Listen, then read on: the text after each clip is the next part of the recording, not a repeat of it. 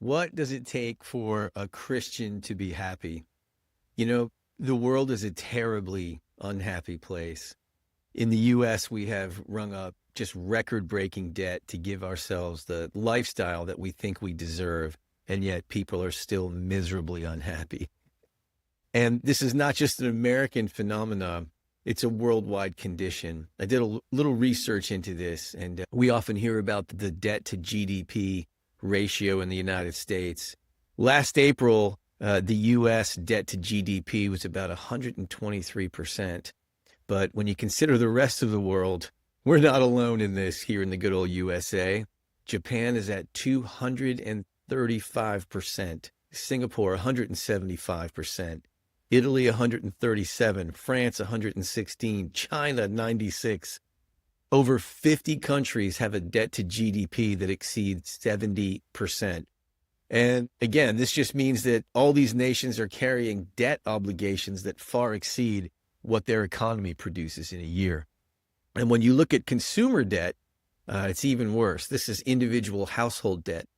Switzerland is the winner with household debt at 120% of income.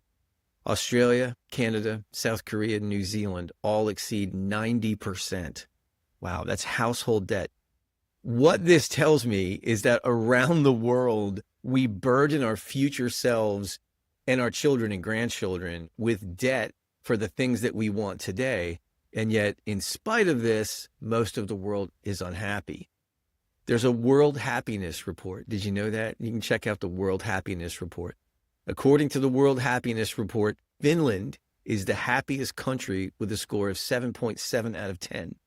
This means that on average, with 1 being the lowest and 10 being the highest, Finns rate their satisfaction with life at 7.7 out of 10. And then the happiness begins to take a nosedive from there. There's only 11 countries that have a happiness index above 70%. The rest continues a downward spiral to the bottom. And so when you put all this together, you realize that the nations of the world, both the governments and the individuals, are financially overextended and in debt servitude. And yet even the happiest country in the world is still only around 7.7 out of 10. So if the richest economies on earth can't produce a 10 out of 10 soul, then perhaps we should realize that our souls were not designed to be satisfied by riches, right? Around the world, people are feeling this way, but they have no direction to find true happiness. People are confusing happiness with comfort, which is only temporary, and they seek this comfort in politics, in identity, in pleasure, and in control, but none of those bring lasting happiness. So I ask again, what does it take for a Christian to be happy? The Bible doesn't leave us guessing about what produces a happy, satisfied life. It gives us a baseline definition of what happiness is in 1 Timothy chapter 6, verses 6 to 8. Now, godliness with contentment is great gain, for we brought nothing into this world, and it is certain we can carry nothing out. And having food and clothing, with these we shall be content. So what does this mean? It means godliness is holiness. It's living in reverence for God, living a life that honors him. The definition of contentment here in 1 Timothy 6 is a perfect condition of life in which no external source of aid or support is needed. It means having sufficiency in the necessities of life and a mind that is satisfied with its lot.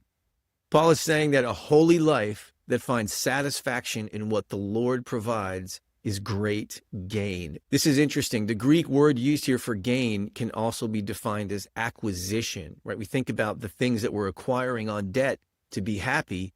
And here Paul is saying a holy life that finds satisfaction in what God already gives is a great acquisition.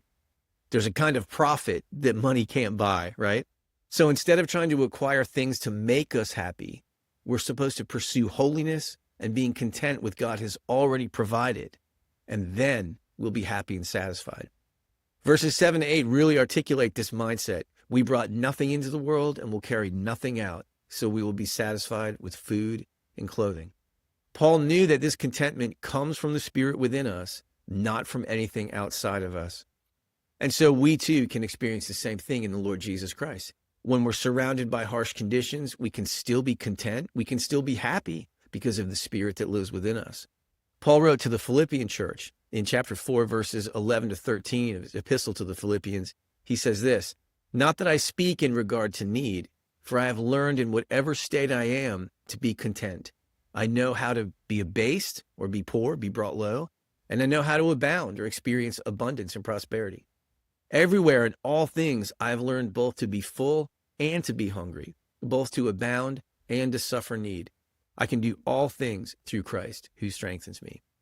So how do we keep this happiness fresh? I want to offer you 3 ways: simplicity, satisfaction, and a shared life. So we can keep this happiness fresh by living a simple life. 2 Corinthians 11:3, listen to this. "But I fear lest somehow as the serpent deceived Eve by his craftiness, so your minds may be corrupted from the simplicity that is in Christ." What a powerful phrase, the simplicity that is in Christ. Here, Paul's warning us about overcomplicating the Christian life by adding to anything that Jesus has already accomplished on the cross. Paul is warning them not to let deception pull them away from a single-hearted devotion to Jesus. We have to keep life simple by following the simple teachings of Jesus, by not letting ourselves take the bait of negativity in the news media, right? The political state of the nations right now and everything going on in the world, in our culture even. We can't take that bait and let that steal our happiness and joy.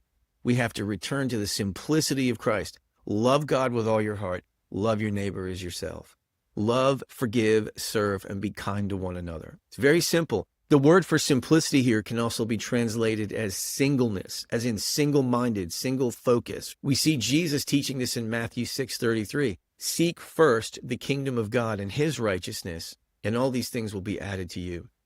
Jesus teaches us a very simple path. He teaches us in Matthew 6 that the world is working to acquire things and to try to find happiness, but we're supposed to do the exact opposite.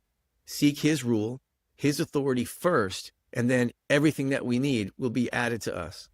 And if the Lord blesses us with abundance, we're supposed to just be thankful and use that abundance to serve him and others. Simplicity is not poverty, it's freedom. It's getting your life back.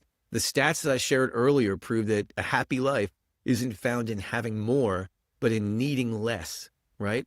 Contentment is not a personality type. It's a spiritual strength that comes from within, and it grows stronger when life gets simpler, not busier. All right, the second point is this. We can keep happiness fresh by being satisfied in God, right? Psalm 37:4, "Delight yourself also in the Lord, and he shall give you the desires of your heart."